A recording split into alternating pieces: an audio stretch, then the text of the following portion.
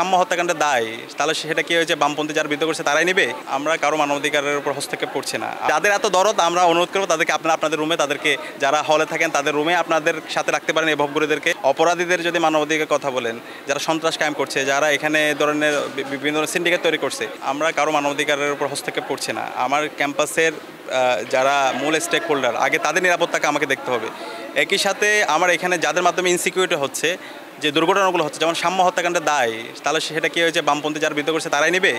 ক্যাম্পাসের এই যে মাদকের যারা আঁকড়া তৈরি করছে তাদেরকে যদি আমরা এখান থেকে উচ্ছেদ না করি, এখন যদি তাদের মানবাধিকার কথা বলেন, অপরাধীদের যদি মানবাধিকার কথা বলেন, যারা সন্ত্রাস কায়েম করছে, যারা এখানে ধরনের বিভিন্ন ধরনের সিন্ডিকেট তৈরি করছে, তো এই জায়গাতে আমাদেরকে অবস্থান নিতে হবে। ভাসমান দোকান যারা এখানে বড় সিন্ডিকেট তৈরি করে বিভিন্ন ধরনের অন্যায় অপরাধ কাজ করছে, তো এই জায়গায় তো আমরা বিশ্ববিদ্যালয় প্রশাসনকে সাথে নিয়ে দেশের যে আইন সেই অনুযায়ী আমাদেরকে ব্যবস্থা গ্রহণ করতে হবে, সেটা সবার গণদাবি। এবং এই জায়গায় আমরা সমাজ কল্যাণ মন্ত্রণালয়ের সাথে কথা বলছি, উপদেষ্টার সাথে কথা বলছি, তারা যেন তাদেরকে পুনর্বাসনের ব্যবস্থা করে। কিন্তু এই পুনর্বাসন এটা তো বিশ্ববিদ্যালয়ের শিক্ষার্থীরা করবে না, প্রশাসন করবে না। আর যাদের এত দরদ আমরা অনুরোধ করবো তাদেরকে আপনারা আপনাদের রুমে, তাদেরকে যারা হলে থাকেন তাদের রুমে আপনাদের সাথে রাখতে পারেন এই ভবঘুরেদেরকে, অথবা আপনারা যারা বাইরে থাকেন আপনাদের বাসায় নিয়ে যেতে পারেন। ঠিক আছে? তো আমরা আমাদের জায়গা থেকে প্রশাসনকেও দৃষ্টি আকর্ষণ বলেছি। একই সাথে আমরা সমাজ কল্যাণ মন্ত্রণালয়কে বলেছি, সমাজ কল্যাণ মন্ত্রণালয় থেকে তারা বলছে তারা এটা ব্যবস্থা গ্রহণ করবে। তো আমরা সকল অংশীজনকে সাথে নিয়ে আমরা কাজ করছি।